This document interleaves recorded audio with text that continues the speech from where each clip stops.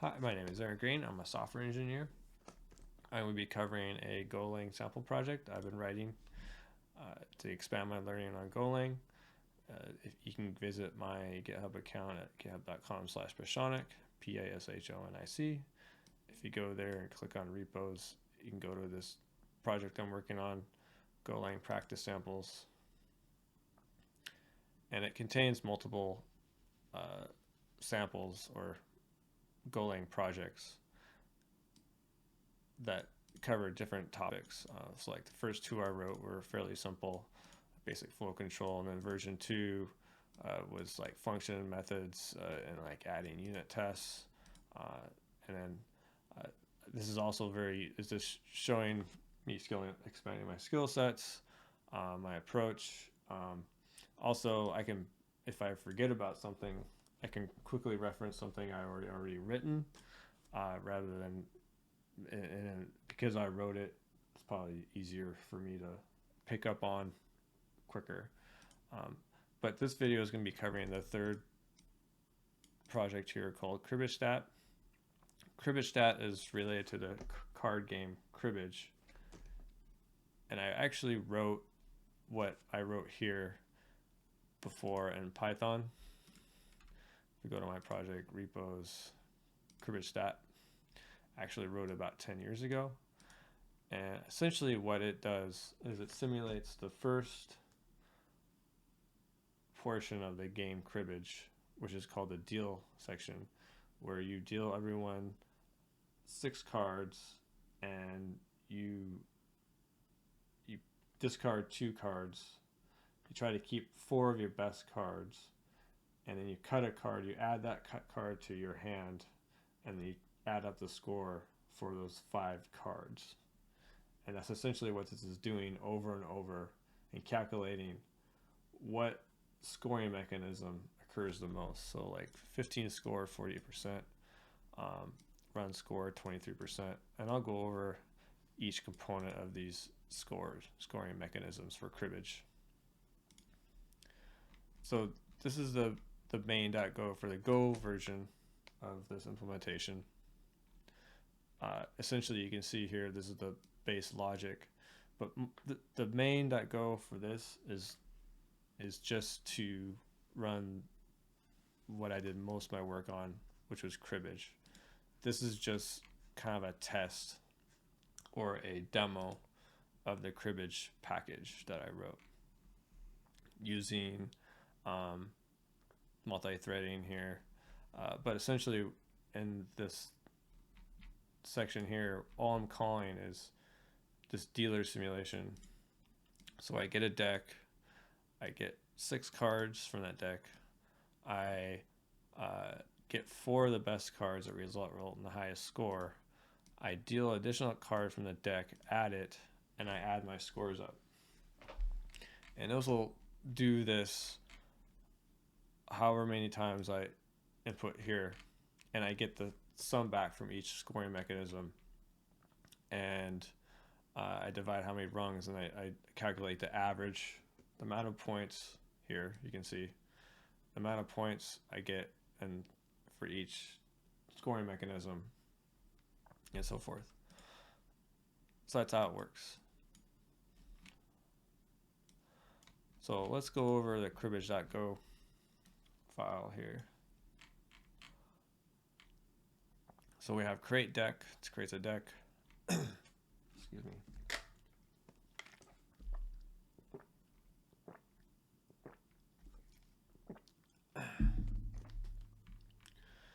And get best cards. This is login annotation. That's actually using a standard tree to create all the combinations possible for that particular card set, and then picking the one that results in the highest score.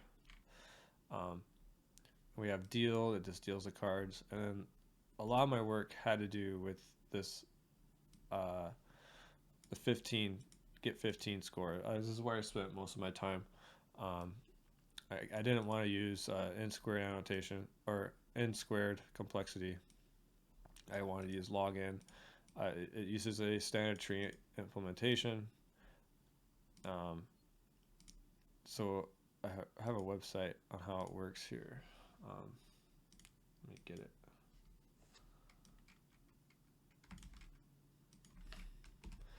This is a drawing of how it works. So you could have, so it create, I'm trying to figure out all the combinations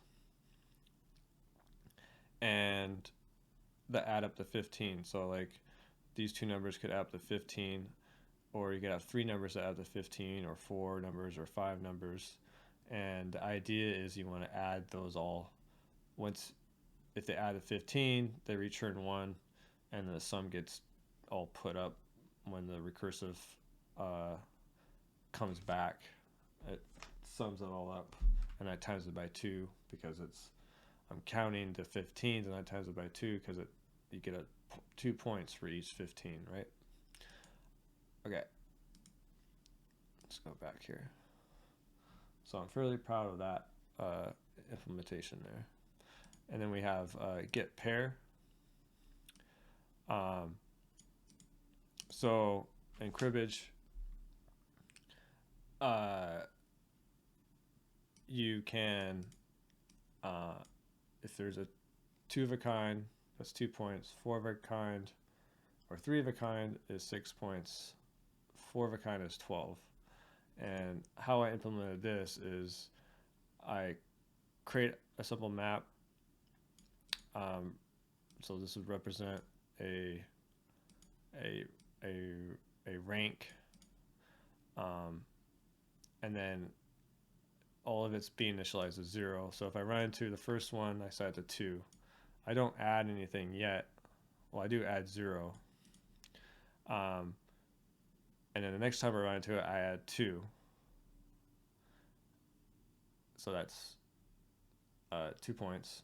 And then if I run into it again, the same rank, I add 4 points, which makes it 6. So 3, 6. And then if I run it again, that means I run it the 4th time. That means I add 6. So I got 6 plus 6, 12. And I add directly to the total. I'm not adding to an additional number before this and then adding it to the total afterwards, just to make it much more efficient that way. And then we have get run score. I could cover this one, but it's fairly complicated. Like, I just take the whole set of cards and I order them, and I go through them, and I track the orders. If I run into a card that's different, but close to, is a rank ahead, I add a run tracker. And if I run into one that is a duplicate, then I add to multiplier.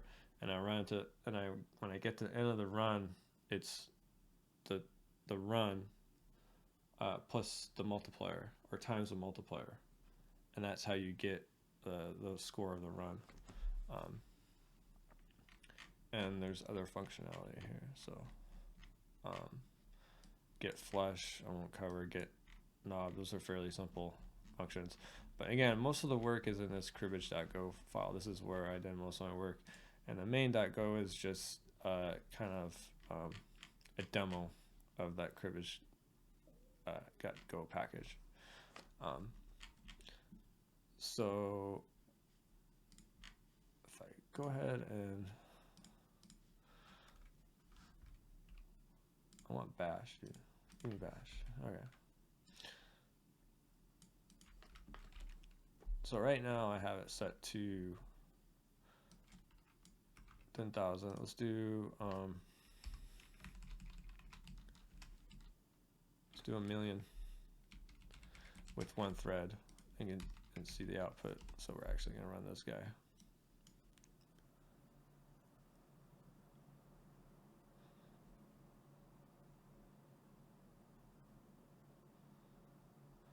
And again, this is with one thread. I'll switch it higher to 20. You can see the performance difference. Again, 15 seconds. So if I run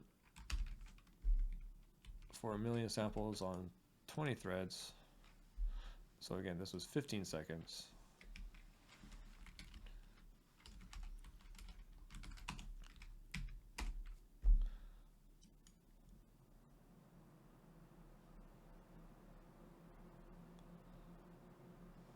All right, so almost half,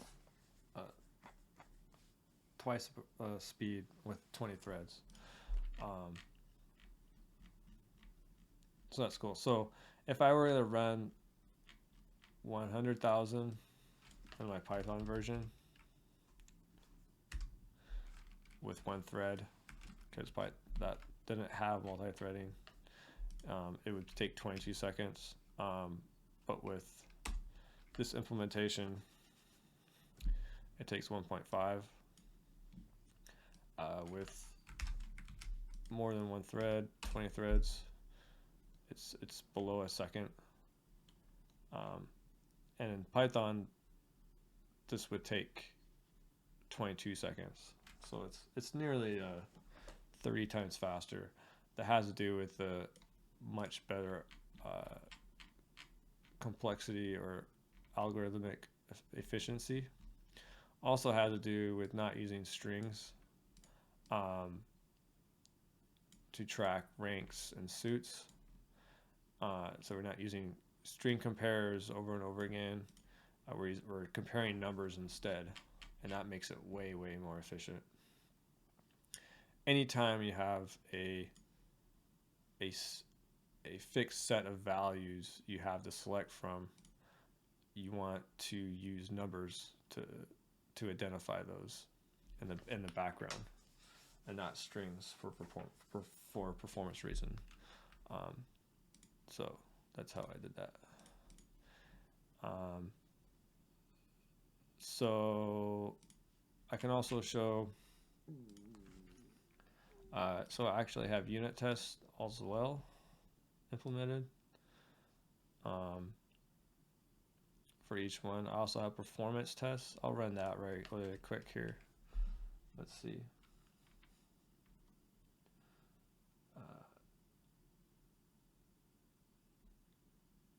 Yeah, so you do go test dot slash and then dash bench equal dot. You see I have a 12900K, kind of overpowered there. So these are my performance tests. You can see that, so these run performance tests for an entire deck. So this is actually getting the 15 score for an entire deck, which is like 64,000 something. You can see here that takes the most amount of time. Of course, run score and pair score and flesh score. Again, that's